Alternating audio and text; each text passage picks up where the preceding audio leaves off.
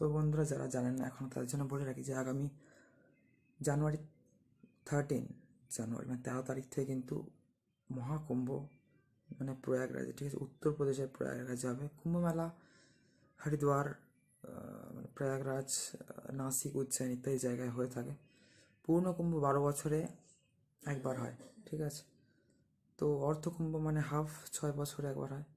কিন্তু পূর্ণকুম্ভ 12বার হওয়ার পরে মহাকুম্ভ হয়, মানে 144 বছর পর পর যে কুম্ভ মেলা সেটা কিন্তু এই বছর হবে, ঠিক আছে।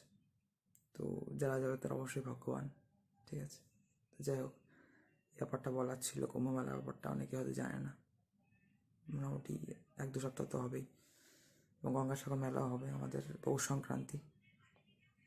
তো অবশ্যই সবাই খুব ভালো থাকবেন। সবাইকে রাধে রাধে, হরে কৃষ্ণ, নিতাই গৌর সীতানাথ প্রেমানন্দে, হরি হরি বল, জয় সিয়ারাম। সবাই খুব ভালোভাবে কাটাবেন সমস্ত, যে যেখানেই যাবেন, গঙ্গাসাগর মেলা বা প্রয়াগরাজের কুম্ভ মেলা, যাই হোক, সবাই খুব ভালো থাকবেন। সবাইকে হরে কৃষ্ণ, রাধে রাধে।